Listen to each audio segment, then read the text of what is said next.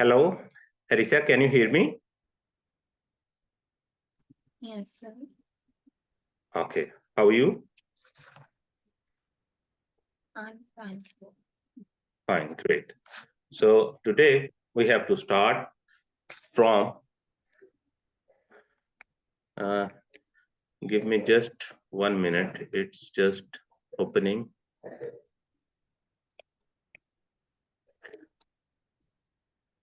I saw your notes and that's interesting thing that you are noting everything on your notes, and that will definitely help you while you will be studying second time or third time or the preparation of your exams.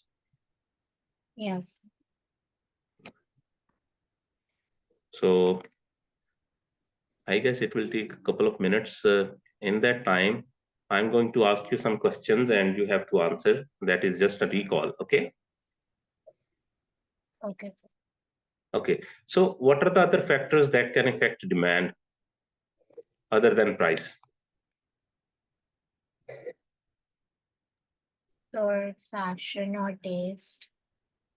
Okay, fine, very good. Weather, mood, religion, and there are many more things.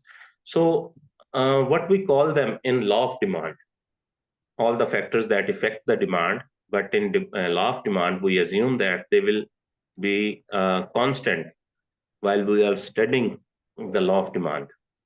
So what we call Param them? Sorry? parameters. Pa- Parameters. Very good. yeah. Well done. So you have to tell me what will happen to the demand curve if demand increases.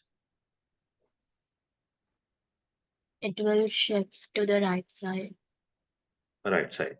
So what will happen if there's no change in demand, but there is change increase in price? So what will happen with the demand curve?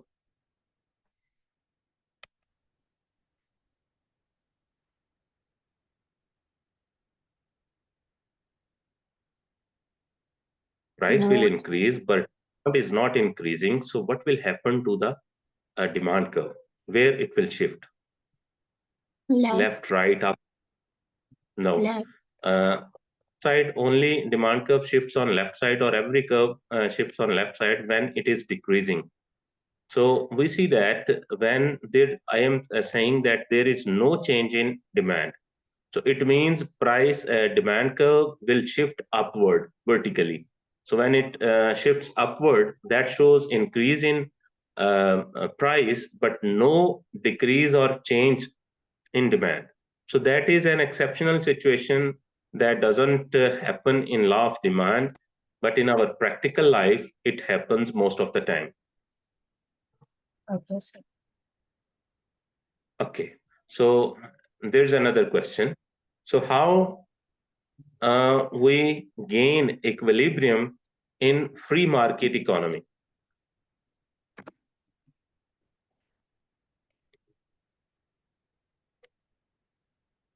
In When the demand equals to the supply. Very good. So, and the price where demand and quantity supply uh, are equal. Yes. So, who is the responsible for demand? So, actually, there are two variables.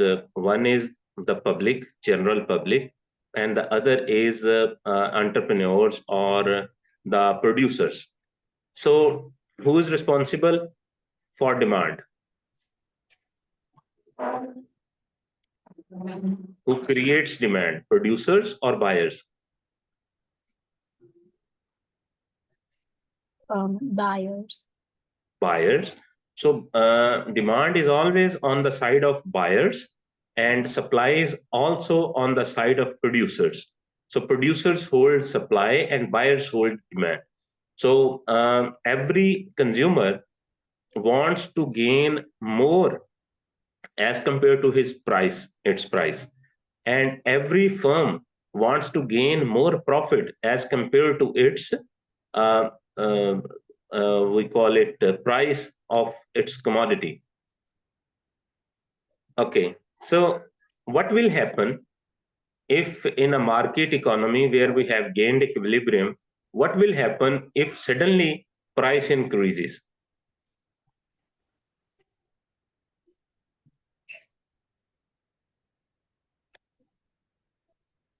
Make the situation in your mind and try to understand what will happen. So there will be, we learn in our previous lecture about surplus and deficit. So you have to be specific about it. So what is the situation? So can you repeat the question? Okay. So in a market, when we have gained equilibrium, where demand and supply are equal, so what will happen if price increases in that market?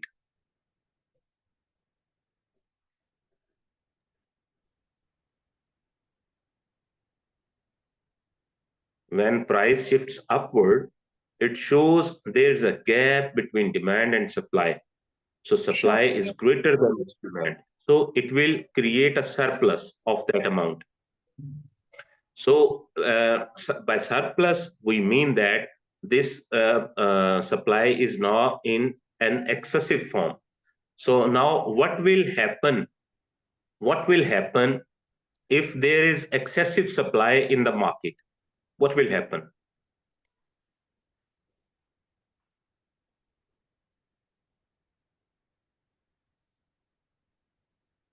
When there is excessive supply in the market, so we see that because there is excessive supply, every person is holding that product. So what will happen? Price will go down. Price will automatically go down, and again we will gain the equilibrium where demand and supply are equal. Okay. Okay. So there is another situation when we have gained equilibrium in market and price goes down. So what will happen to the equilibrium and what will happen to the market? Deficit. The demand Very. will be more than supply. So demand will be greater or supply will be greater here? Demand will be greater. Very good, very good. Demand will be. So what will happen now when you see that there is excessive demand as compared to its supply? So when more buyers want to buy that product, so what will happen? The price will increase.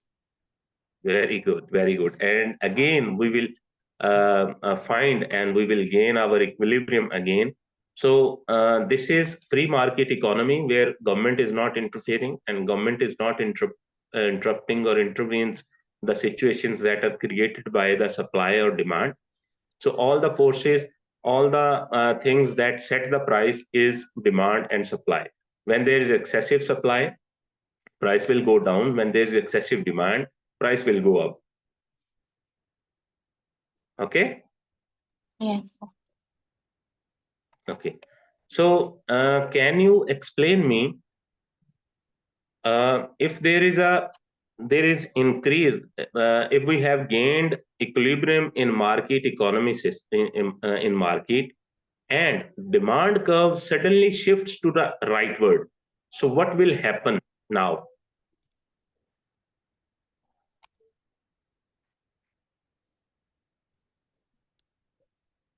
We have But gained equilibrium by the forces of demand and supply. So now what will happen? so if it shifts right, then the demand has increased. But Okay, demand will definitely increase. Very good. And supply what? Mhm. Fine. supply not Supply is still over there, so there will be a gap between demand and supply. yes. So it has opened. So now price equilibrium and price equilibrium. So in our next some sessions, we will definitely be closed to close the syllabus.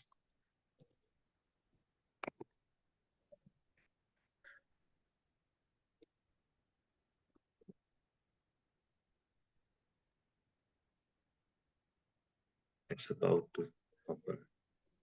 So I'm impressed that you have learned all of these things, and that's impressive. Very good. So we have learned in our previous lecture about money, banking, barter systems, and functions of money. Yes. Okay. So now we see that there are actually consumers and households and the producers in the market. So we have to learn some terminologies that will be used in our macroeconomic problems. One is disposable income. By disposable income, we mean that the income that is earned by a person, but he cannot spend all of these by himself freely. He has to give taxes to the government from this income. So this income, when taxes are excluded from your income, that income that is now all yours, and you can spend however or wherever you want to. So that is called disposable income. Okay. Okay, sir. Okay.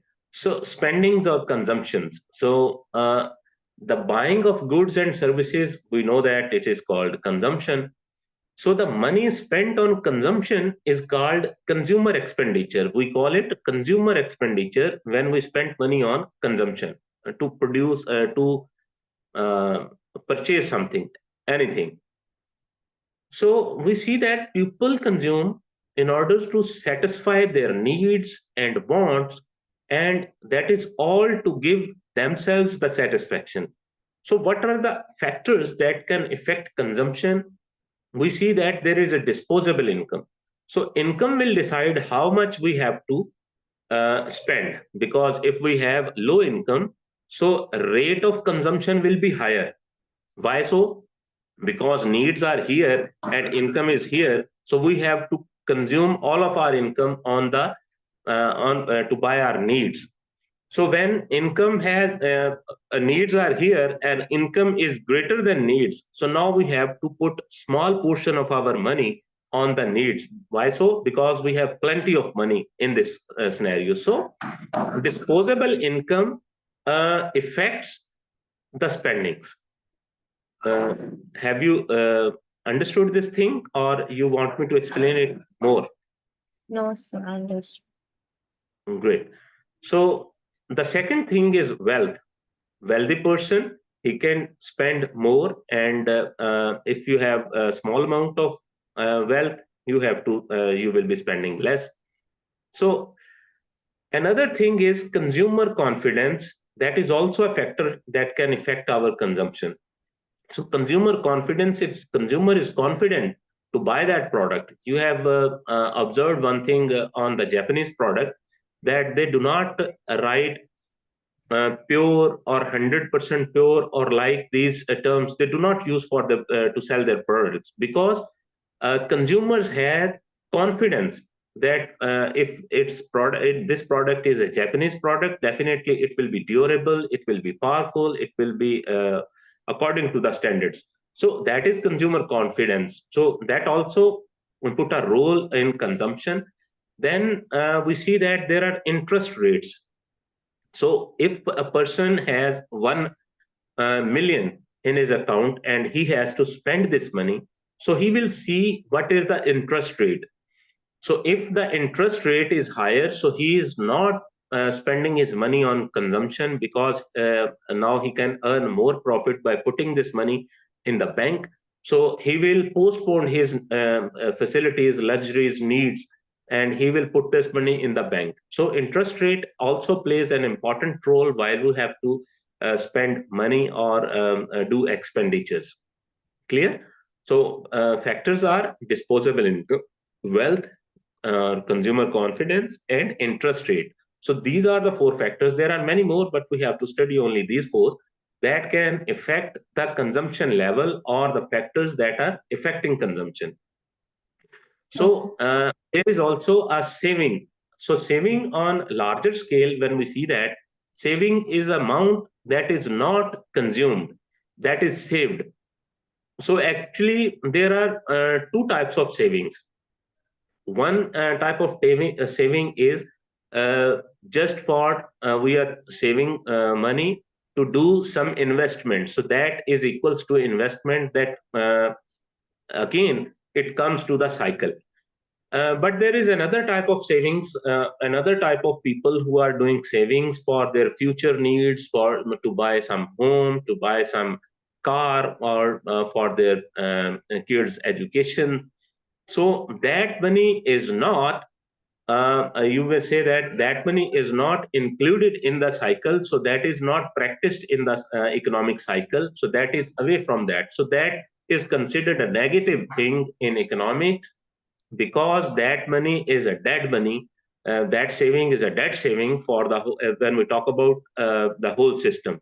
Because saving for an individual is a positive thing, but saving on a government level, that is a passive saving that is not affecting or rolling play in the contributing or producing the products. So that is called a dead saving, or a bad thing. So what are the factors that can affect saving? So one is saving for consumption. When we have set something in our mind that we have to spend, or we have to buy a new house, buy a new car, so we save because we have to consume this. And then the other factor is disposable income. When a person has very light and very tiny amount of disposable income, he does not save his money. Why so? Because the money is too short, the income is too short, that he cannot meet his needs. So he does not save. So disposable income is also playing a part, and vice versa. So there is also interest rate. When interest rates are higher, people will put more money in the banks and they will save more. And if the Okay. interest rates are gone down, then people will withdraw their money and put them investment in the money market. So Okay. consumer confidence is also included in this case, because when consumer is not confident about his job security, so he will save, because in countries, third world countries, people save for their old times, save for their bad times, rainy days. So if consumer have full confidence that he if he does not if all of his money goes down, so nothing will happen. Government will give him stipend, and government will compensate him, and government will insure all of his sets. So then what will happen? A person will save nothing. He will save less. Why so? Because now he has confidence that his government is on his back. So there's another thing, that is availability of saving schemes. When government is introducing, or banking system is introducing saving schemes, that if you put this money in our account, in our bank, we will give you interest rate, will give you some offers, we will put this money for your kids futures education, etc., etc. So this will play a role, and people will save more money as compared to their consumption.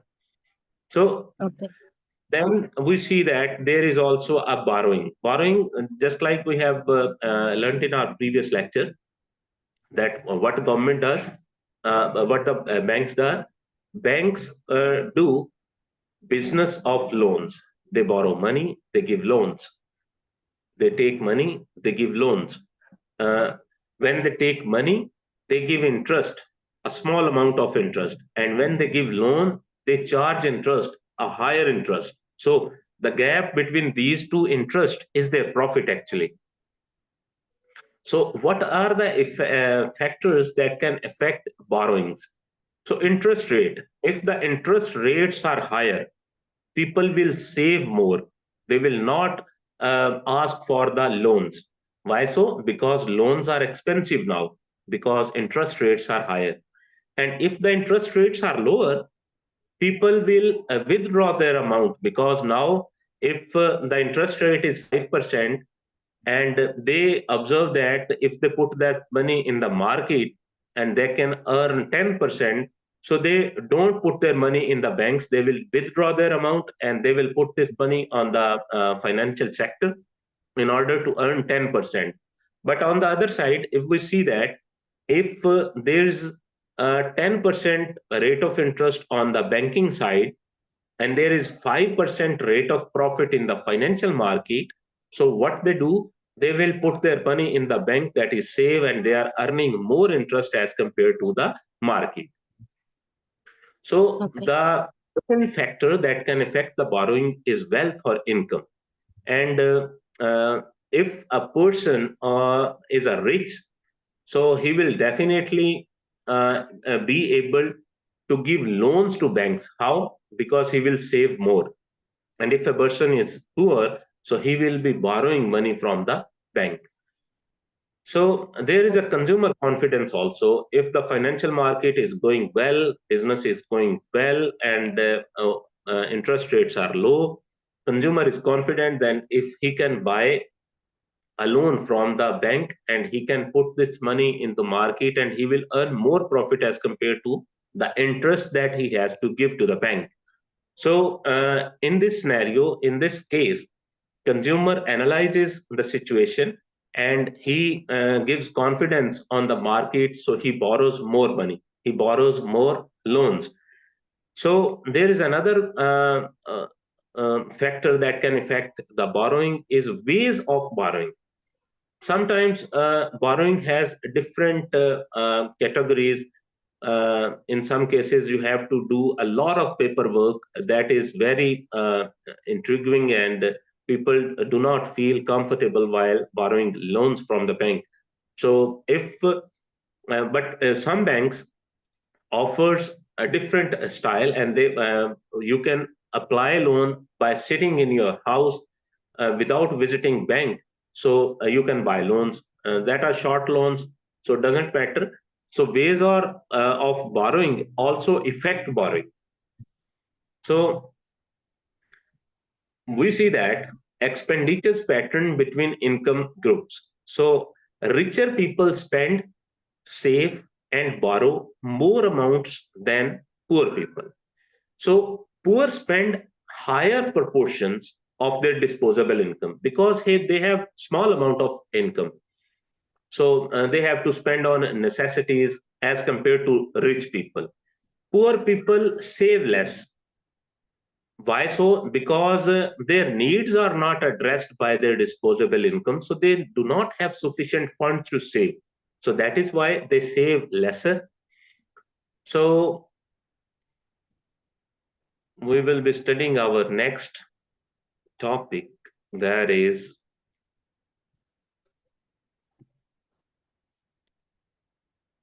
we also have to see the side of labor uh, in the market.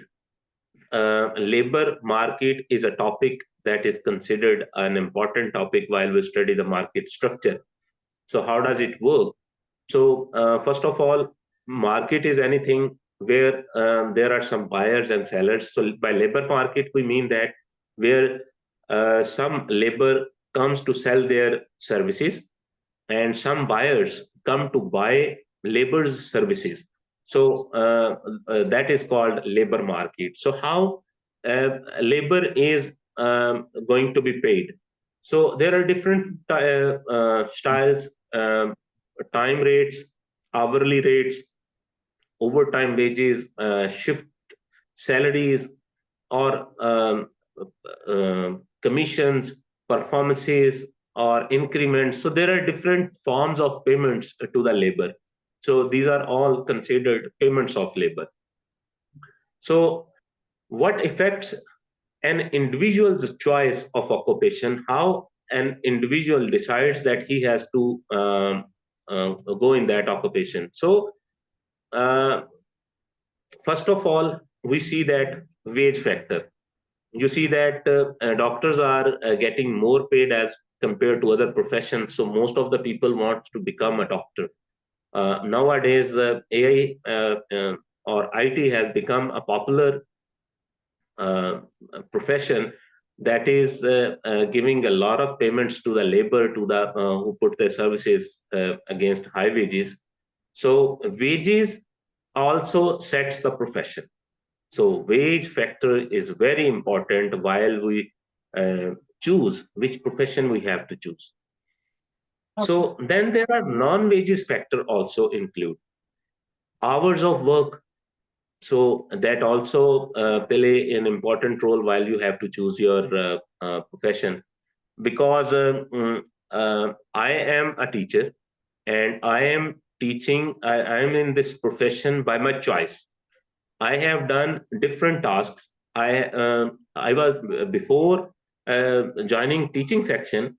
I was doing a restaurant. So what the problem was, there was no off, no Saturday Sunday. There was no off.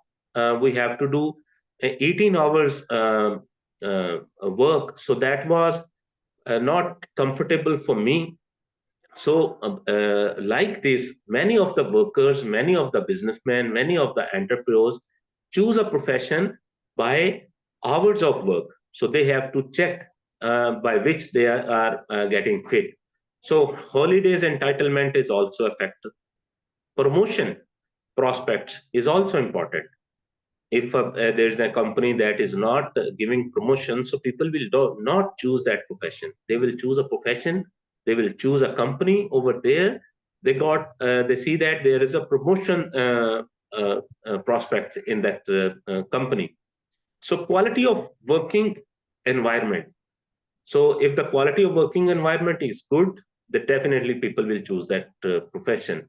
Job security is also, and there are other medical facilities, health facilities. You can say that conveyance facilities.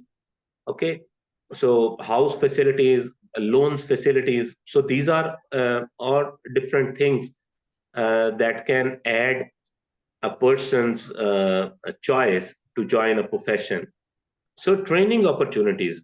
If a profession is offering training opportunities, then definitely people will go and join that company.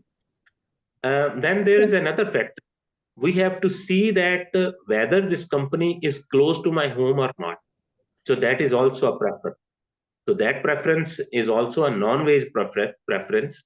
Actually, it has some monetary benefits because if the company is very close to your house, you will go there. Why so? Because you have to consume less amount of time while traveling from home to company or company to home.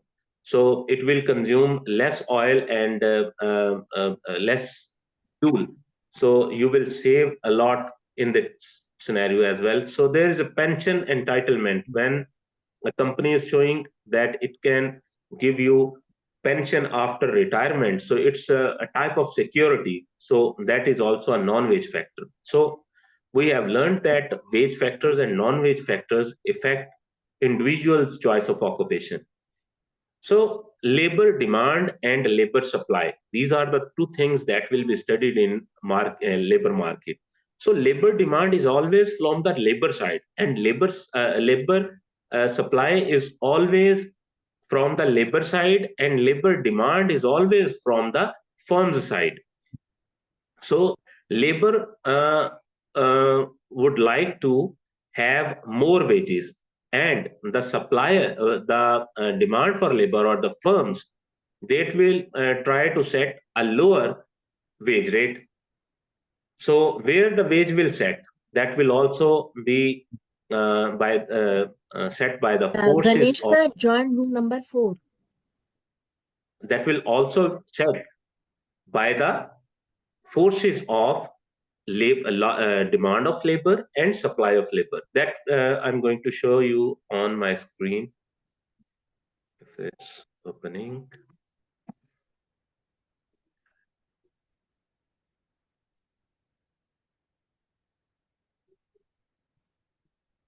Okay.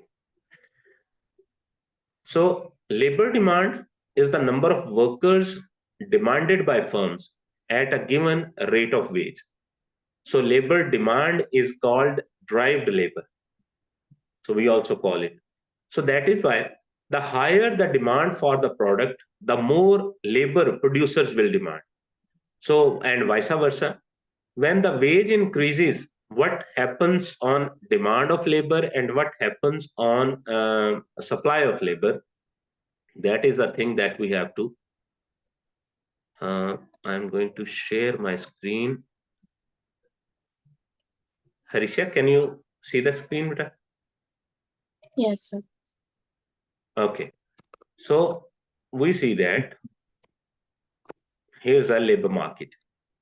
So this is demand for labor and this is supply for labor.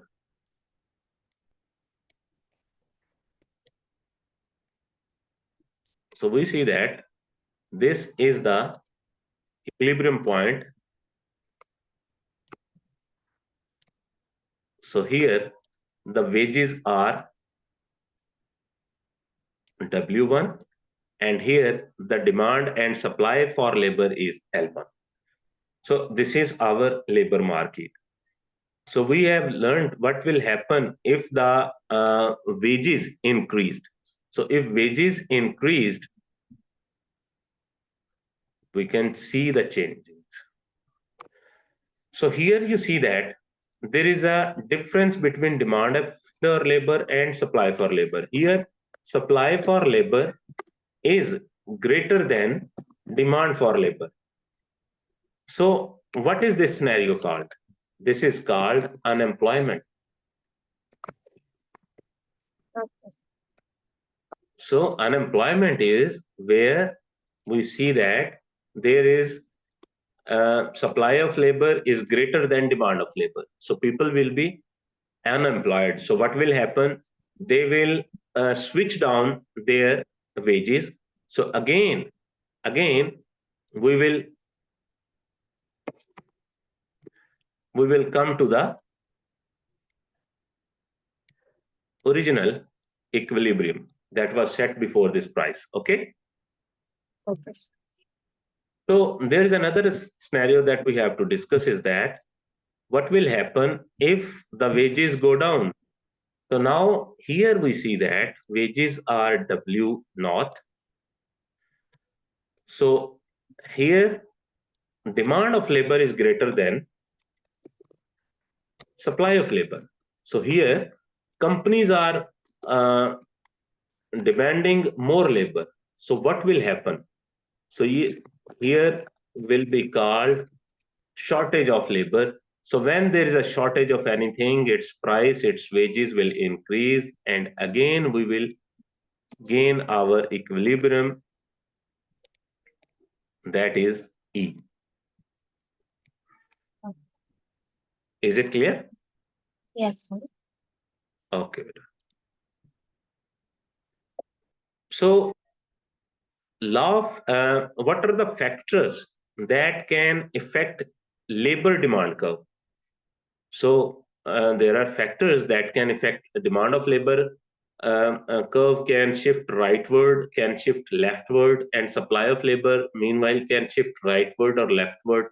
So it is the same scenario as we have discussed in our demand and supply and labor market. So here, consumer demand for goods and services. If consumer is demanding more, so companies will have to produce more products. So they will demand more labor. So demand for labor curve will shift to the rightward. First of all, I am going to send you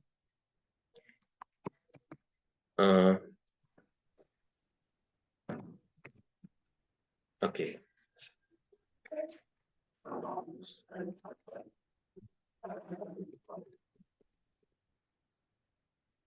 Okay, here you see that. I'm going to explain what will happen if the demand curve shifts rightward.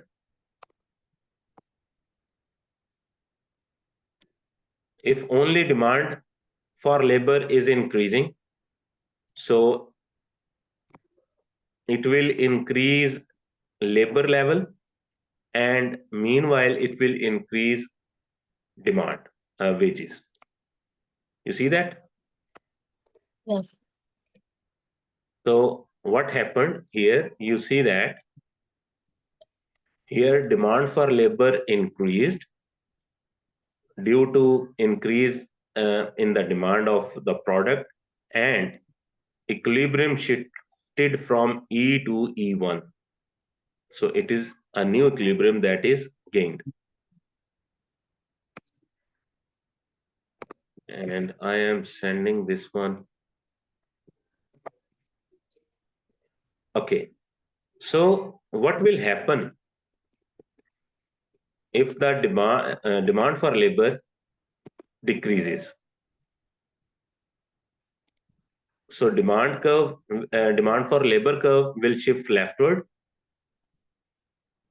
and there will be decrease in demand because companies are demanding less labor. So decrease in demand for labor and decrease in wages as well. So these are the scenarios that you have to learn and you have to note it down. So this will happen when the demand for labor has gone down. So we are over here at point E naught equilibrium. Before this, equilibrium was on E1. Got it? Yes. Actually, I am sending all of these stuff to ma'am, and after the class, he will be definitely sending these things to you. So now we will see a change in supply of labor. So what it will affect? So if supply of labor increases to the right side, you see that it has increased. So before this, equilibrium was on E1, and now equilibrium is on E2, or whatever you can name it. Supply of labor curve when shifts rightward,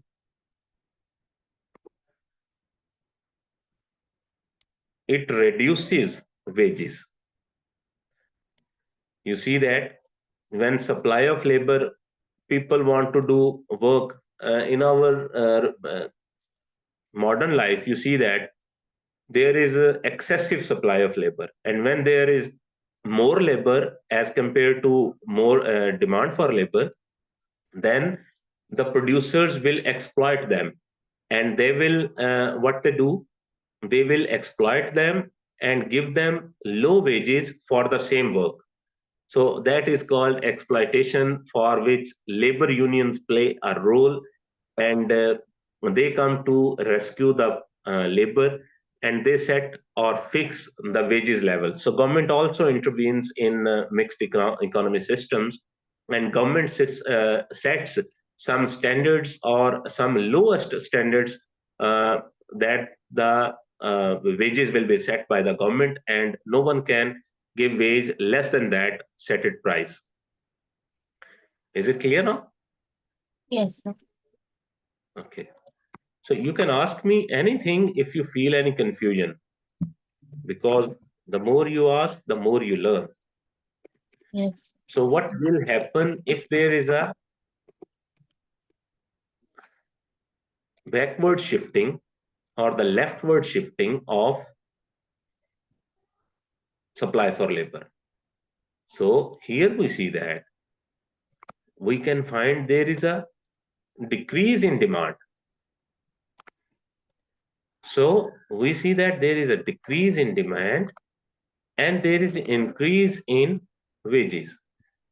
So these scenarios can also be seen how you see that when labor union sets wages, or they put some strikes to increase their wages, so they put an artificial shortage by which price will also, or wages will also increase. Why so? Because companies need workers to do some work. So when they don't find more workers, so they give extra money in order to do the same task. So in this case, companies are being exploited by the labor. So these are the two different scenarios that are created by the supply of labor. When companies exploit the laborers, and in the other case, the second case that we have learned now, in this case, labor union or labor exploits or blackmails the companies to put a higher wages. So what will happen if both of things go up? This is demand for labor. Demand for labor has increased. Supply for labor has decreased.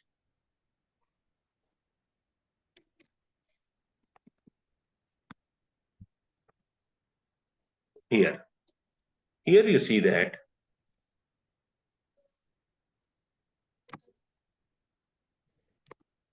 there is an increase in wages, but labor is still same. Can you see that? Yes. Labor is still over here, but here what happened? Supply of labor uh, shifted leftward, decreases, and demand of labor increases. So when companies are demanding more labor, but labor is not giving their services against that wages, so by this case, in this case, wages will go up. So if we reverse the scenario, if you see that if supply of labor increases, people are intended to do work. So demand for labor is decreases. So demand for labor is decreasing. So here we find another equilibrium level that is here, and we see that there is a shift, there is a reverse, and wages have gone down in this case. Why so? Because supply of labor has increased and demand of labor has decreased. Okay. Okay.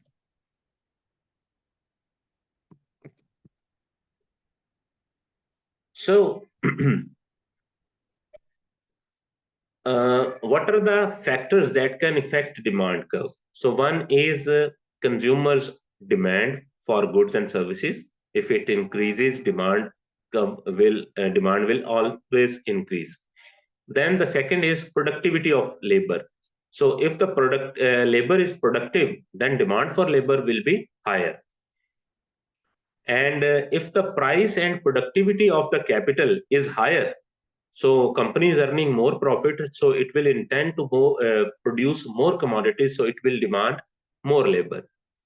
So if there is no wage employment cost, so in this case, government labor do not have to pay taxes, and they are free from the taxes, so they will definitely put their services, and they would like to work happily and will be more comfortable.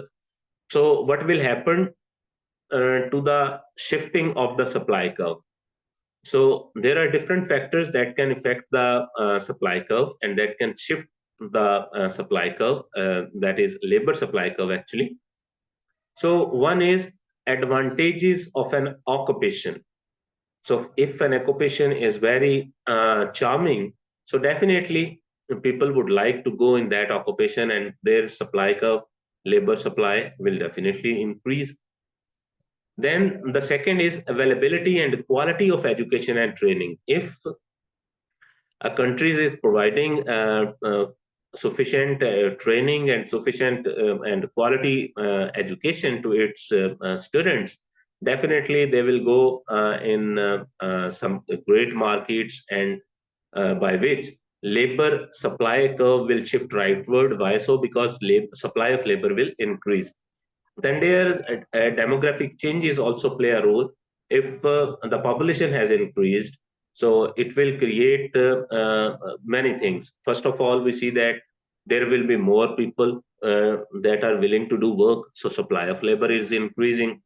and they will buy more products, and demand for the products is increasing, by which companies will also demand more labor. So in both of these cases, you see that supply of labor curve will shift to the rightward. So wage differentials. Why do different jobs have different wages? What do you think about it?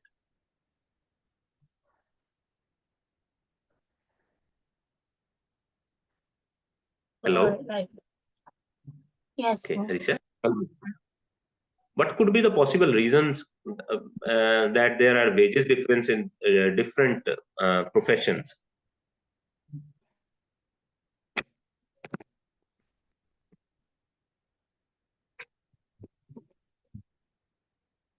So in some jobs, there might be more work than the other jobs, or like Okay, more working hours than the other jobs. So the wage would be higher for them compared to the other jobs. okay. So a person who is offering its services may be unaware of the market, maybe not going to somewhere else to find better salary. Maybe he is not having proper information of the market. Maybe he is not risk worthy, or he doesn't want to take risk because some risky jobs pay more as compared to safe jobs. So, and there are different abilities and qualifications, and the more rather we said most important thing is, if a profession is producing more profit, definitely it will give you more salaries. If a company, if a profession is not earning more profit, so how can it can give its labor a higher wages? So that is also a reason. So, but this was considered in different occupations, but we see that in same company there is a wages difference, and both of the persons are doing the same job. So why there is so discrimination?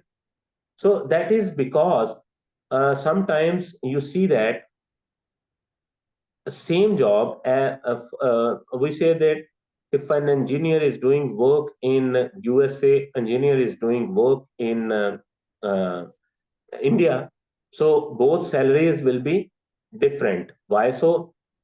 That are regional differences, so we call it. Sometimes we call it discrimination. So sometimes exploitation is also a type of discrimination. Then the length of service. If one person has joined a couple of years ago, and the other person that is on his next seat doing the same job, and he is doing the same job for the last couple of decades, so 20 years and 20 years, that is length of the service. So both will be paid differently. Why so? Because the second person is holding 18 extra increments as compared to the first person because of his length of service. Then there's local pay agreements, and that also put a differences between the wages. Then government also put some labor policies. In some states, government has put lower wage rate is this, and in the other state, government has put or set a lower standard wages rate. So that difference is also taking part and taking too much putting too much differences in the income. So other wage difference is uh, one person is skilled and the other person is unskilled. Both are doing the same thing, but the skilled person will be gaining more profit, more wages as compared to unskilled. So there's a gender pay gap also. Men usually given higher pay as compared to women. So actually, you have observed in if we see the Indian cricket team. So the men team, got more payments, more wages as compared to women cricket team. And there's also a market factor included in this. This is not a racism, because we see that when a worker or a class of workers or a class of people who gives more profit to the company will definitely take care of them, and company will give them more wages as compared to other who are not giving them the same business. So that is gender pay gap. That is a difference that is prevailing in all of the countries internationally. So now we see that division of labor or specialization. So what is division of labor? Division of labor is when there is a company, there are different types of labor. That some are managers, some are workers, some are sweepers, some are guards, some are clerks, some are, and there are different types of labor, and everyone will be specialized in his work. If a sweeper, so sweeper is an expert in doing sweeping. So advantages of workers. What are the advantages to workers when they are doing division of labor? You see that when you go to a tailor master and ask him to stitch a suit or dress for you, so he has to do all of the work by himself. But when it is being produced or being suited in a company, there are different people who are doing the same task, but have divided this work. One is just making the collars, the other one is just stitching, the other one is, the next one is doing some other tasks. So the work is divided. So every person will be doing a single task, and when on the end of the day, he has done that task a lot of times. So he have become specialized or skilled in that work. So that is why people will become skilled when there is a division of labor in the company. So, and their future jobs will be definitely higher because they have got more skilled.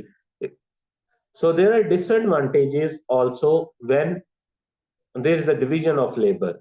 So when you do the same task, you become bored. And when you do the same task, you become overconfident, and there are chances of we see that errors. So then lower mobility of labor is also a disadvantage in that case. So it will increase the chances of unemployment because now the person is doing only one job of a job, a single part of that job. So he is not prepared to take employment to other companies for the same task. But there are some advantages that a firm gains in division of labor. So their productivity is increased, their quality is increased, their costs have decreased, their production has come on a faster way, their movement of goods have become efficient. So their production has been streamlined, and they are earning now more profits as compared to the way that was before the division of labor. Then there are some disadvantages that are faced by the firms also. The dependency has increased because if one worker is not doing the work faster, or he is sick, or he is absent, so there's no other worker who can do his job. So what will happen? The chain of the work will stop, and their production will definitely be stopped due to single person. So there will be danger of overproduction. Why so? Because production is as a faster, as a lower rate, and now the overproduction will be a danger for the company, because when the company has produced most of the commodities, what we have learned that its price will go down and its profits will damage. Yes. So what will be its effect on the economy? So if we talk about the whole economy, not on the labor level, not on the company level, but on the country level, on the economy level, so this is better utilization of human beings, of human resources. And we have seen that by this establishment of efficient firm is also an advantage, but there are disadvantages also. And the first disadvantage is labor will not be mobilized from one place to other or one company to other. Why so? Because that person is doing the same job, so there are less probability, less chances to get the same job in the other company. So labor will be immobile or immobilized, and because you are doing the same task in like a machine, so you will not be a creative. Why so? Because you are in a system, and where everything you have to do is connected with the person who has done this and who will be doing this. So you are in between, so you cannot be creative. And it will also create a factory culture. Their exploitation and poor worker conditions have seen, so that is not considered a good thing. So now we sum up our lecture, and I'm going to ask you some questions if you are ready for that. Yes. Okay. So first of all, you have to tell me what are the factors that can affect consumption. Or the disposable, uh, the wealth Mhm. and Consumer confidence, interest rates. interest rates, consumer confidence, and like the economic growth. Okay, you have to explain how consumer confidence if plays an important role on consumption.